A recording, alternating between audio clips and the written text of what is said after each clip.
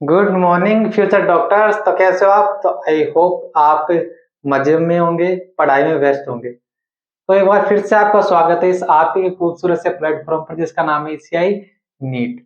और मैं आपका अपना चंचल गुलती। तो आज का हमारा जो ये वीडियो है उसमें हम डिस्कस करने जा रहे हैं एक बड़ा ही इंपॉर्टेंट टॉपिक ह्यूमन फिजियोलॉजी का, जिसका नाम है इरिथ्रोब्लास्टोसिस फीटलिस। इस टॉपिक से रिलेटेड जो है ना, जितने भी जो आपके डाउट है वो आज हम इस वीडियो में क्या करेंगे, क्लियर करेंगे। कि जैसे कि मान लो कि जब फादर आरएच पॉजिटिव और मदर आरएच नेगेटिव होती है तब ये डिजीज क्यों होती है, अदर कंडीशन में क्यों नहीं हो सकती, फर्स्ट प्रेगनेंसी के ड्यूरिंग क्यों नहीं होती, सेकंड प्रेगनेंसी के ड्यूरिंग क्यों होती है। ठीक है, तो वो सभी जो डाउट्स जो एज ए स्टूडेंट आपके मन में रहते हैं वो मैं अच्छी तरह से जानता हूँ। तो वो सभी के सभी हम यहाँ पर क्लियर करेंगे। लेकिन उससे पहले एक छोटी सी इंफॉर्मेशन, सब्सक्राइब के लिए नहीं बोल रहा। हाँ, कि जैसे ही कोई वीडियो आती है तो कोई बोलता है कि छोटी सी इंफॉर्मेशन, तो सब्सक्राइब के लिए मैं आपको नहीं बोल रहा। मैं आपको ये बोल रहा हूँ कि जैसे आपने कोई भी इंस्टीट्यूट ज्वाइन कर रखा हो या कोई भी ऑनलाइन कोर्स परचेज कर रखा हो, तो सभी टीचर्स जो है ना वो सभी अच्छे हैं। लेकिन वीडियो लेक्चर देखने के बाद में आपको जो सबसे मेजर प्रॉब्लम आती है वो आती है डाउट्स की। कि आपके डाउट जो है अगर टाइम पर क्लियर नहीं होते तो आपको बहुत बुरा लगता है, या आपका टाइम जो है ना बहुत ही खराब हो जाता है। तो उसके लिए मैंने नीचे आपको टेलीग्राम चैनल की लिंक दे रखी है, या जो हमारे व्हाट्सएप ग्रुप पे बना रखा है उसके नंबर ही मैंने आपको नीचे दे रखे हैं। तो आप वहां पर मेरे को मैसेज कर सकते हो, तो आपको जो व्हाट्सएप ग्रुप उसमें ऐड कर दिया जाएगा, और टेलीग्राम चैनल की आप लिंक ज्वाइन कर सकते हो।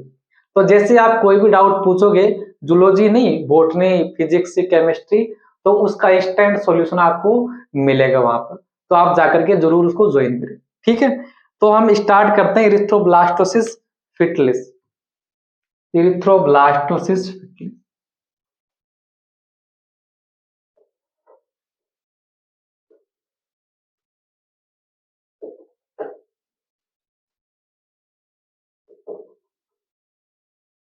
हिंदी में बोलते हैं इसको गर्भ रक्ताणु कोरकता। गर्भ रक्ताणु कोरकता, इसमें देखिए क्या होता है।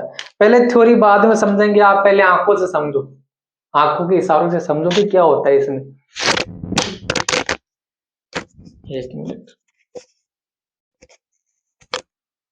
ये कब होगी कंडीशन, कि जब फादर जो है, फादर, तो वो तो कैसा होगा, R H positive, and mother कैसी होगी, आर एच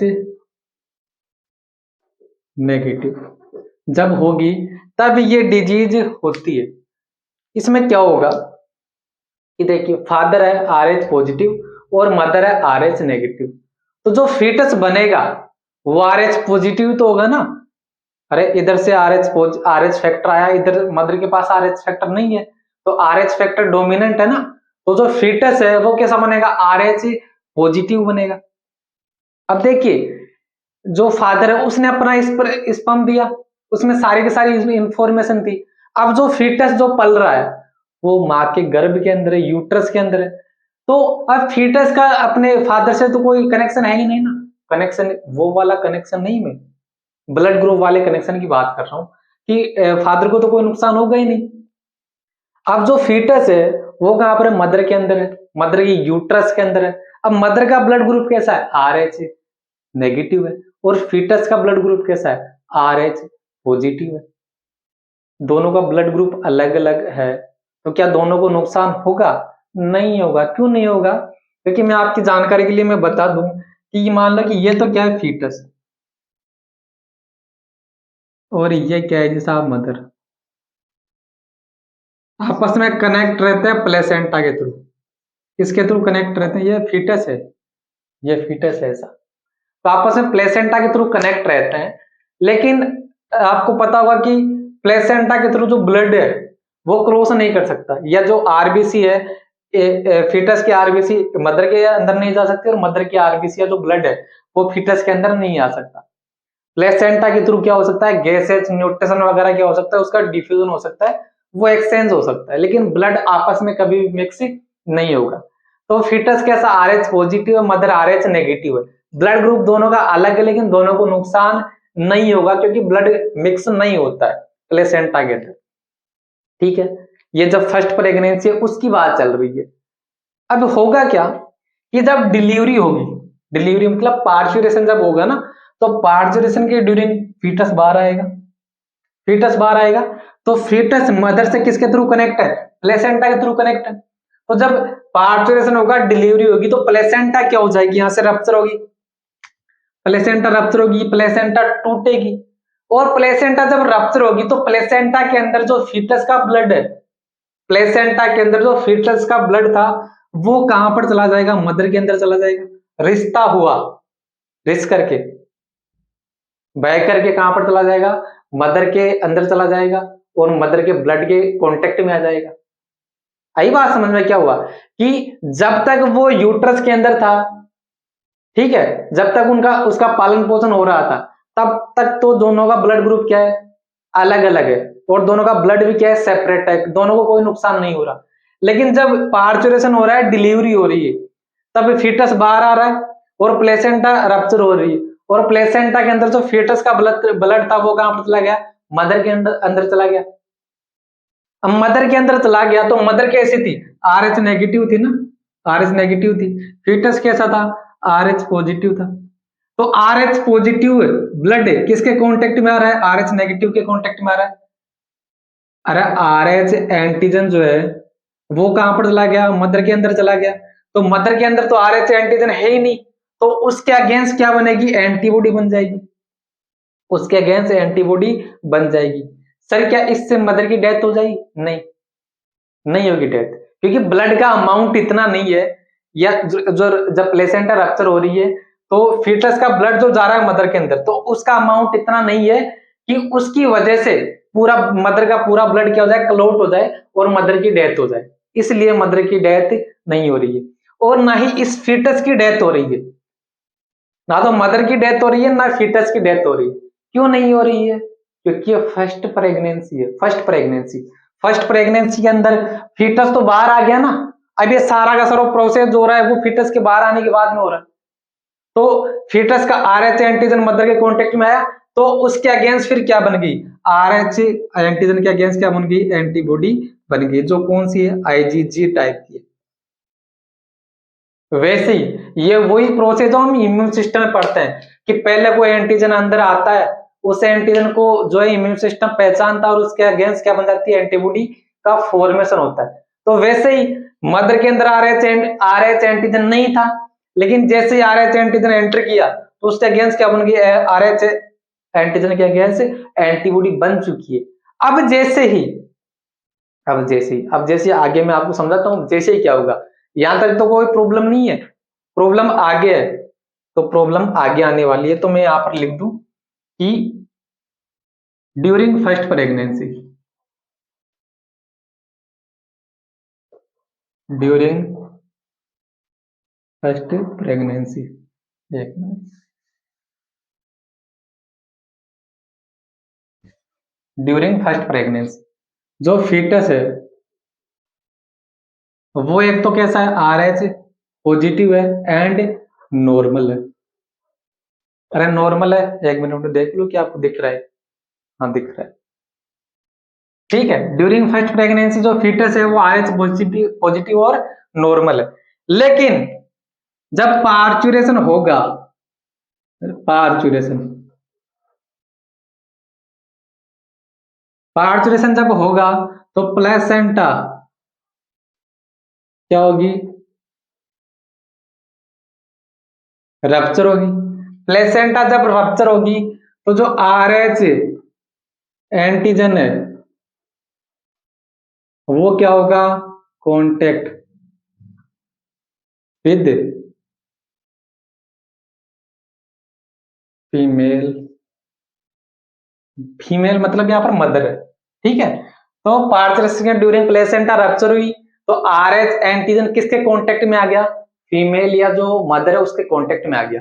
जैसे कांटेक्ट में आया तो क्या बनी, एंटीबॉडी फॉर्म हुई, एंटीबॉडी, ए भी मतलब एंटीबॉडी, और वो एंटीबॉडी भी कौन सी है, IgG टाइप की। आपको पता है ना एंटीबॉडी के 5 टाइप होते हैं, IgG, AMDE, गम दे दे। अरे ये क्या नहीं समझ में आया, आईजी लगा दो। ये एंटीबॉडी के टाइप हो गए, IgG, IgA, IgM, IgD, IgE. गम दे दे। तो ये ट्रिक है, याद कर लेना इससे। ठीक है, तो एंटीबॉडी का फॉर्मेशन मदर के अंदर हो चुका है। अब जो नुकसान भुगतने वाला है, जो नुकसान भुगतने वाला है वो कौन है? जो सेकंड टाइम जो फिटस बनेगा वो नुकसान भुगतेगा। इसका क्या होगा? Second time pregnancy. Second time जब प्रेगनेंसी होगी तो फिटस कैसा हो रहा है? फिटस तो वही आरएच पॉजिटिव होगा ना, फिटस आरएच पॉजिटिव है। अब वही बात कि ब्लड तो अब भी मिक्स नहीं हो रहा है, तो फिर नुकसान कैसे हो रहा है? अरे ब्लड मिक्स नहीं हो रहा है, मदर का ब्लड अलग है, फीटस का ब्लड अलग है। लेकिन यहाँ पर देखिए मदर के अंदर क्या बन चुकी है? आईजीजी टाइप की एंटीबॉडी बन चुकी है। और ये स्मॉलेस्ट एंटीबॉडी होती है, जो आपको पता है कि प्लेसेंटा को क्रॉस करती है। पढ़ा होगा आपने कि आईजीजी टाइप की जो एंटीबॉडी होती है वो प्लेसेंटा को क्रॉस कर सकती है। अगर नहीं पता है तो कॉपी के ऊपर लिख लेना इसको। ठीक है, तो ये मदर के अंदर है, तो प्लेसेंटा को क्रॉस करती हुई कहां पर चली जाएगी? फिटस के पास चली जाएगी। कौन? ये एंटीबॉडी जो मदर के अंदर थी, ये प्लेसेंटा को क्रॉस करती हुई कहां पर चली जाएगी? फिटस के पास चली जाएगी। और फिटस के अंदर क्या है? RH antigen. वो क्या है? आरएच एंटीबॉडी क्लंपिंग होगी। और आपको पता है कि ये जो आरएच एंटीजन होता है वो कहां पर होता है? आरबीसी की सरफेस पर। तब जब क्लंपिंग होगी तो आरबीसी का क्या होगा? डिस्ट्रक्शन होगा। आरबीसी का डिस्ट्रक्शन होगा तो आरबीसी का नंबर कम होने लगेगा। तो डिजीज कौन सी? एनीमिया। कौन सी मिया? एनीमिया। तो यहां पर क्या होगी? RBC rupture. आरबीसी जब रप्चर होगी तो क्या होगा? एक तो एनीमिया, एनीमिया, और दूसरा जॉन्डिस। आपने नाम सुना है पीलिया? पीलिया जॉन्डिस बीमारी का नाम है, पीलिया, जॉन्डिस और एनीमिया। एनीमिया तो आपको पता है कि जब आरबीसी का नंबर कम होता है तब उसको एनीमिया बोलते हैं। और जॉन्डिस क्यों हो रहा है या पीलिया क्यों हो रहा है? जब आरबीसी का डिस्ट्रक्शन बढ़ रहा है तो बिलरुबिन बाइल पिगमेंट का अमाउंट बॉडी के अंदर बढ़ेगा कि नहीं? फिटस के बॉडी के अंदर, तो उसी की वजह से तो क्या होता है? जॉन्डिस होता है, पीलिया होता है। ठीक है, तो अंत में क्या होगा? अंत में होगा ये कि फिटस की जो है ना वो क्या हो जाएगी? डेथ हो जाएगी बिफोर पार्चुरेशन। डिलीवरी से पहले ही यूट्रस के अंदर ही फिटस क्या हो जाएगी? डेथ हो जाएगी। तो जो फर्स्ट टाइम जो प्रेगनेंसी है उस टाइम तो कोई दिक्कत नहीं आएगी, लेकिन फर्स्ट प्रेगनेंसी अच्छे से हो गई उसके बाद में अगर किसी को जो फिटस है वो यूट्रस के अंदर ही उसकी डेथ हो जा रही है, तो आपको समझ जाना चाहिए कि वहां पर कौन सी कंडीशन आ रही है? इरिथ्रोब्लास्टोसिस फिटलेस की। नाम से पता, इरिथ्रोसाइट किसको बोलते हैं? आरबीसी को। इरिथ्रोब्लास्ट, ब्लास्ट मतलब डिस्ट्रक्शन, फिटलेस मतलब फिटस। कि आरबीसी का क्या हो रहा है? डिस्ट्रक्शन हो रहा है फिटस के अंदर, जिसकी वजह से एनीमिया और जॉन्डिस होगा और डेथ हो जाएगी फिटस। ठीक है, अब इसका इलाज क्या है? इलाज ये है कि जैसे फर्स्ट प्रेगनेंसी हुई, फर्स्ट प्रेगनेंसी मतलब जैसे फर्स्ट डिलीवरी हुई, तो फर्स्ट डिलीवरी के बाद में आपको क्या, जो मदर होती है उसको इंजेक्शन दिया जाता है जिसको बोलते हैं रोगम का इंजेक्शन।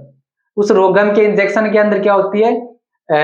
आर्टिफिशियल आर्टिफिशियल एंटीबॉडी होती है। आर्टिफिशियल क्या होती है? एंटीबॉडी। देखिए एंटीजन कहां पर गया? एंटीजन कहां पर गया? मदर के अंदर गया। अब उस एंटीजन को जैसे इम्यून सिस्टम पहचाने और उसके अगेंस्ट एंटीबॉडी बनाना स्टार्ट करे, तो उससे पहले क्या किया जाता है कि मदर को रेडीमेड एंटीबॉडी दी जाती, जिससे कि वो एंटीबॉडी फिर उस एंटीजन के साथ क्या करेगी? रिएक्ट करेगी और उसको क्या कर देगी? इनएक्टिव करेगी। लेकिन आपको पता होना चाहिए कि काम हमको 72 आवर के अंदर अंदर करना पड़ेगा, नहीं उसके बाद में करोगे तब तक तो इम्यून सिस्टम उस एंटीजन को पहचान चुका होगा। तो रोगम का इंजेक्शन दिया जाता है जिसके अंदर आर्टिफिशियल एंटीबॉडी होती है। ठीक है, अब जैसे अदर कंडीशन भी है कि जब दो फादर RH पॉजिटिव और मदर RH नेगेटिव, तब भी क्यों हो रहा है? मान लो कि RH पॉजिटिव मदर भी होती तब क्या? अरे RH पॉजिटिव मदर भी होती तब तो फिर कोई दिक्कत ही नहीं है ना, क्योंकि मदर भी RH पॉजिटिव है और फीटस भी RH पॉजिटिव, तब अगर उसके पास एंटीजन आ भी रहा है तो मदर को कोई दिक्कत ही नहीं होगी। ठीक है, अगर दोनों नेगेटिव है, नेगेटिव का मतलब क्या, वहां पर एंटीजन ही नहीं है, तो एंटीजन ही नहीं है तो फिर एंटीबॉडी बनेगी किसके अगेंस्ट? तो यहाँ पर ये सिर्फ कंडीशन फॉलो होती है इसमें, father RH positive mother RH negative.